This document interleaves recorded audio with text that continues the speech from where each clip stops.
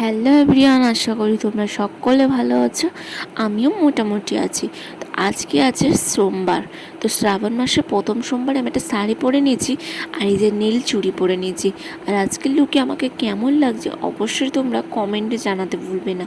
কারা কারা শ্রাবণ মাসে সোমবার করেছো অবশ্যই জানিও। তো বাবা সব কিছু এনে দিয়েছে, আমি শিবলিঙ্গটাকে ভালো করে স্নান করে দিয়েছি, গঙ্গা জল দিয়ে ধুয়ে দিয়েছি। তারপরে দুধ, গঙ্গা জল, দই, মধু, ঘি সব কিছু দিয়ে আমি স্নান করিয়ে নেবো। তো তার আগে আমি সব কিছু গুছিয়ে গাছিয়ে নিয়ে আর তোমাদেরকে দেখিয়ে দিই আজকে আমি কী কী করতে চলেছি। তো আমি তো মন্দিরেতে যাব, তো সেখানে গিয়ে আমি ভিডিও করি না, কারণ আমি এখন খুবই লজ্জা লাগে যে ভিডিও করতে। তো সে কারণে বাড়ি যেটুকু ভিডিও করছি সেটুকু তোমাদের কাছে শেয়ার করছি।